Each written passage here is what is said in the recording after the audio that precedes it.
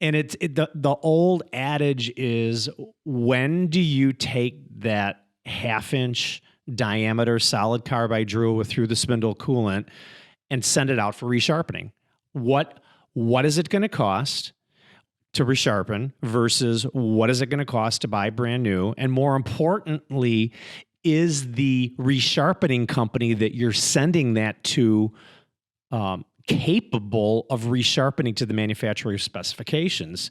That is always a huge concern that we always have. Especially nowadays with, there's so many like geometries that are non-standard. Unbelievable. You need to make sure that, whatever CNC equipment is resharpening those tools, can conform to that drill tip or that, variable helix or whatever else that it is. Yeah. So this is only my experiences from my shop. And I'm not saying what we've done is right or wrong, but I thought I would at least share that with the Metalworking Nation.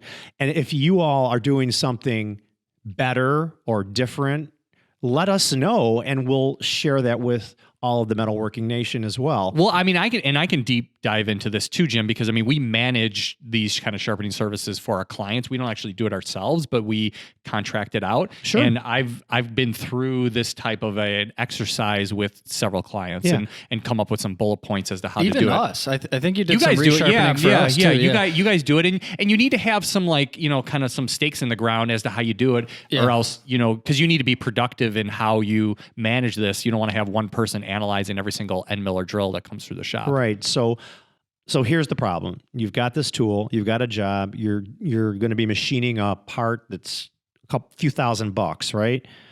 And you've got this drill that's questionable whether or not you're going to use it or not. It's got a little wear, it's showing signs of wear, and you just decide to use it. And you take a chance and you use the tool, and what do you know? The drill breaks right as it's in its 3-inch depth, and the whole entire drill is buried into the part. You either scrap the part, you send it to a wire EDM guy, or not a wire EDM guy, an EDM guy that can bust up the carbide drill from the inside out, and then, or just scrap the entire part and go over. So here's a drill that could have been, $75 about, and you just took a chance at using that drill, and now it's gone, and it just ruined, and it created a lot of more emotion than it would have been if you just would have, or because you're trying to save $30, because you're trying to save $30, right? Or you don't have the time. And I think that kind of thing is, there's different types of shops out there. There's shops like yours, Jim, that spend most of their time on setup and less time on actual grading chips. Yep. And then there's like the production guys who are going through a considerable amount of cutting tools, and they need to have some kind of routine that they go through that says, okay, for a new tool, I'm getting this many parts, and for a resharpened tool, I'm getting this many parts, and you need to be able to examine the differential between the two of them in order to make those decisions. Exactly.